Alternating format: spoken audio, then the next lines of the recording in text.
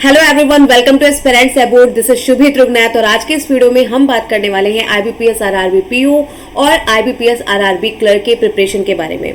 सबसे पहले मुझे ये जानना है कि जो लास्ट वीडियो इसके बारे में बताया गया था, आप उसे फॉलो कर रहे हैं या नहीं। ये क्वेश्चन खुद से पूछिएगा और यस या नो में जवाब जरूर दीजिएगा, क्योंकि लास्ट टाइम मैंने आपको बताया था कि अगर आप स्टार्ट कर रहे हो अपनी प्रिपरेशन तो आपको कैसे प्रिपेयर करना चाहिए, कैसे आपको सिलेबस बनाना चाहिए, कैसे उसे एक अपने स्टडी एरिया, स्टडी कॉर्नर में पेस्ट करना चाहिए और फॉलो करना चाहिए।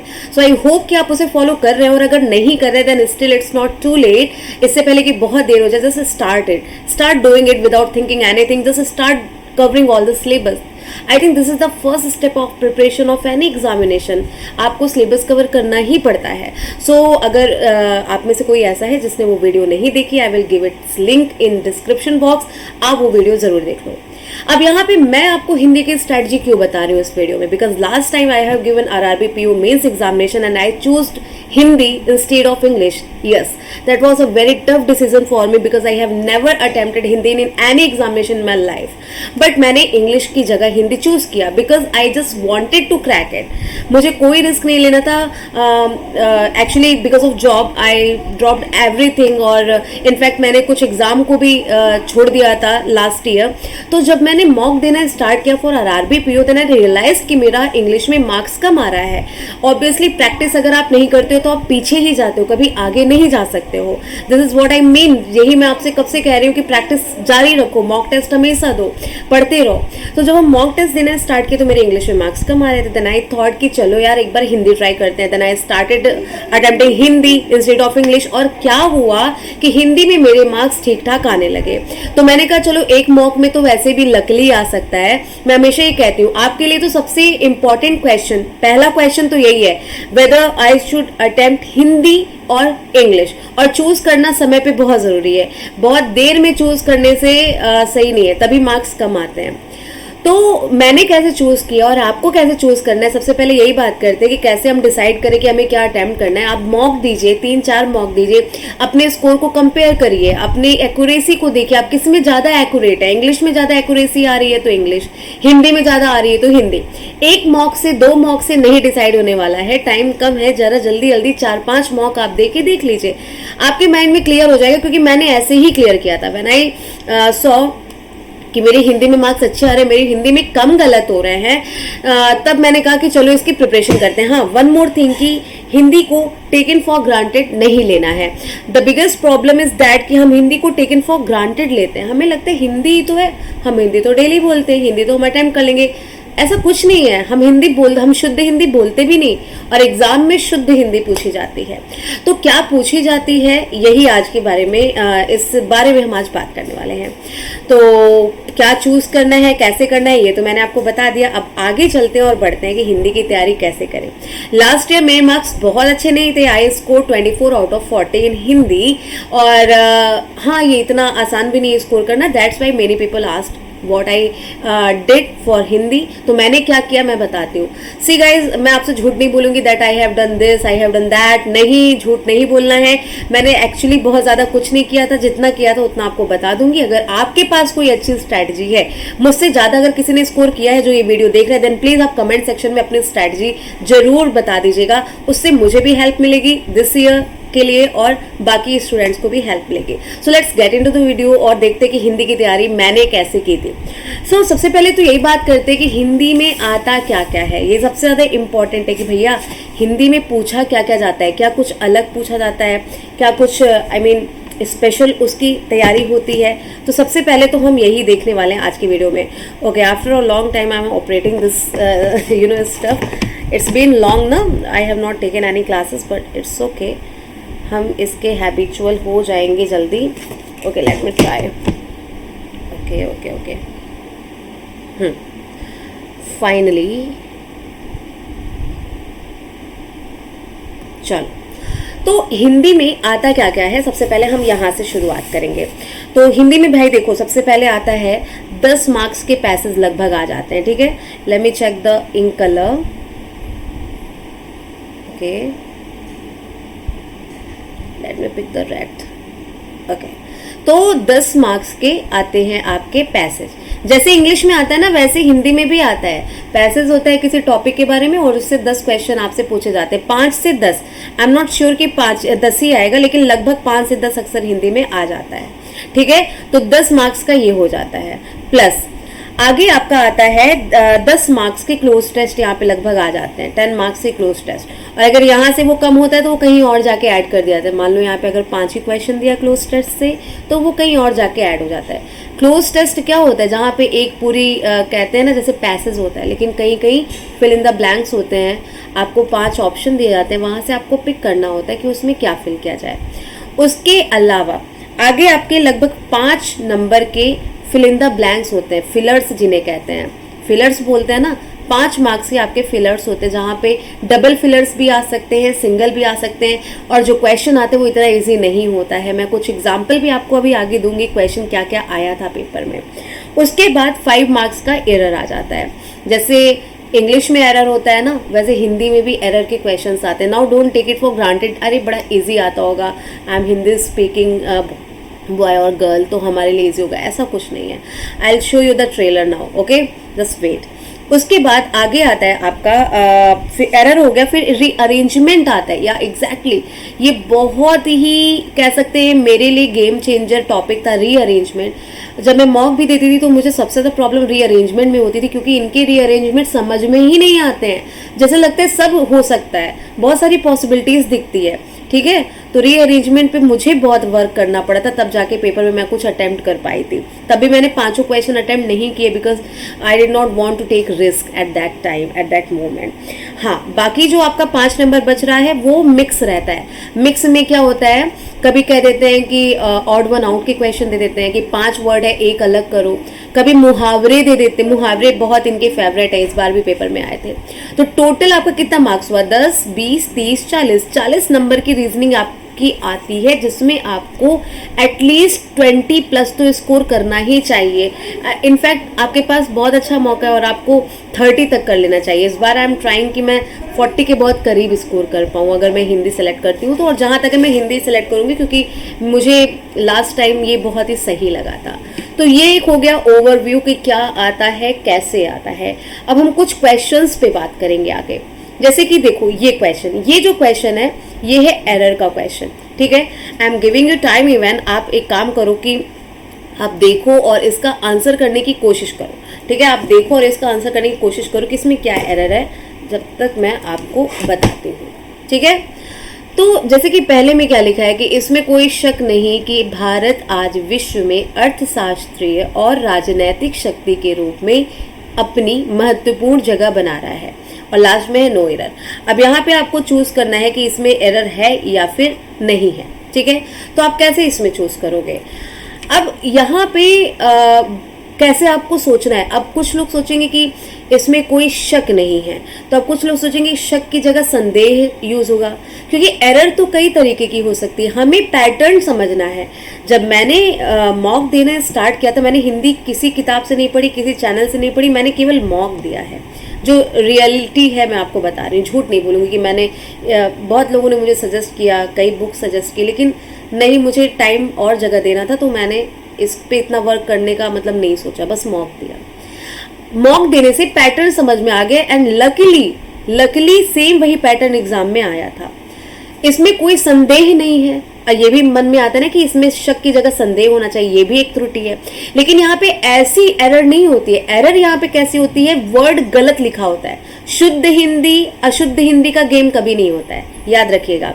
जब शुद्ध और अशुद्ध वाली बात होगी तब ऐसे क्वेश्चन आएंगे कि आपको 5 शब्द दे दिए जाएंगे और कहा जाएगा इसमें से शुद्ध छाटे या इसमें से अशुद्ध छाटे।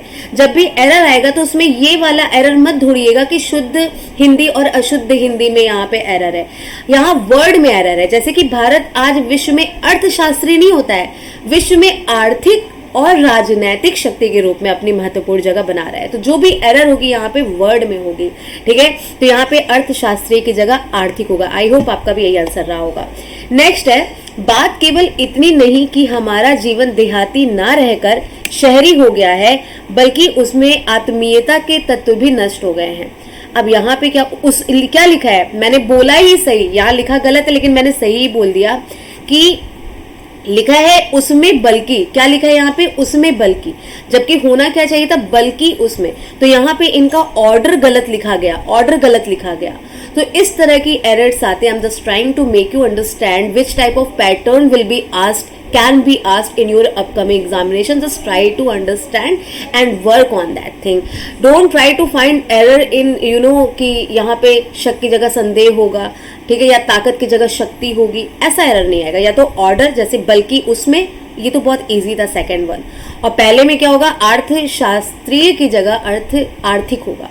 क्या बोलते हैं हम, अर्थशास्त्रीय रूप से कमजोर है, नहीं, हम कहते हैं हम आर्थिक रूप से कमजोर हैं। तो अर्थशास्त्रीय की जगह आर्थिक होगा। इस तरह के एरर पूछे जाते हैं। 5 क्वेश्चन आएगा। जितना ज़्यादा प्रैक्टिस करोगे उतना ज़्यादा अच्छा आप स्कोर करोगे। मैंने केवल प्रैक्टिस की थी। मैं आगे ये भी बताने वाली हूँ कि मैंने कौन से उसका मॉक दिया था। मैं कोई प्रमोशन नहीं कर रही हूँ। आप किसी भी वेबसाइट का, किसी भी साइट का, किसका भी आप मॉक दो, बस दो, ठीक है, बस पढ़ो, चाहे किसी से भी पढ़ो। अब नेक्स्ट क्वेश्चन मैंने यहाँ पिक किया एरर का। देखो फिक्स है 5 क्वेश्चन एरर के, 5 क्वेश्चन रीअरेंजमेंट के फिक्स हैं। ये रीअरेंजमेंट के क्वेश्चन 5 आते हैं, जिसमें मुझे बहुत प्रॉब्लम हुई थी, लेकिन लास्ट आते आते मैं समझ गई थी कि क्या करना है।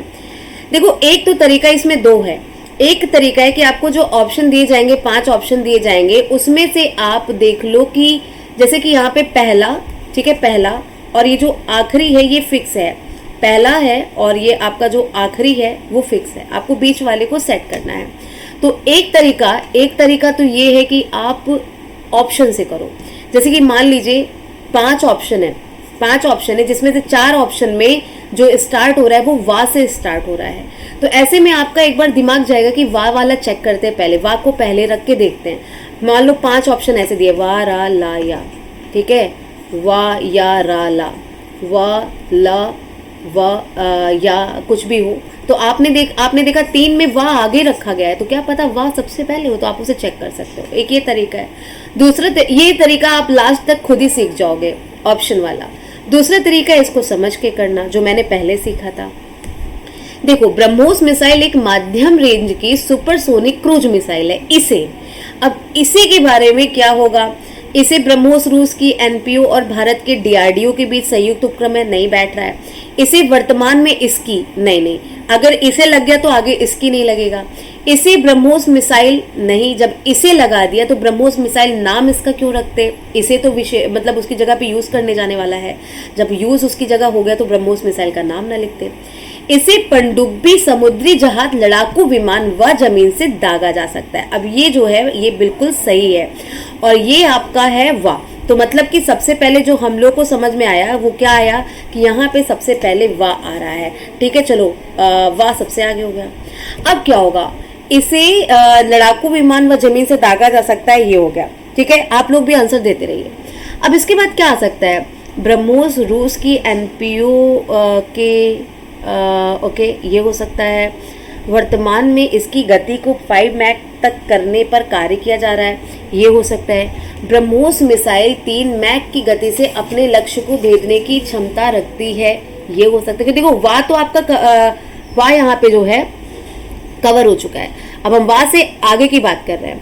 वाह के बाद जो हमें लगता है कि पहले ये किसके किसके बीच में संयुक्त उपक्रम है, इस पे बात की जाएगी।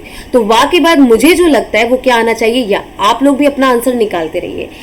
अच्छा, अगर वाह के बाद या रखेंगे, ब्रह्मोस मिसाइल एक मध्यम रेंज की सुपरसोनिक क्रूज मिसाइल है। इसे पनडुब्बी, समुद्री जहाज, लड़ाकू विमान व जमीन से दागा जा सकता है। फिर ब्रह्मोस रूस की एनपीओ और भारत के डीआरडीओ के बीच में एक संयुक्त उपक्रम है। अब देखो यहाँ पर रा और ला बचा।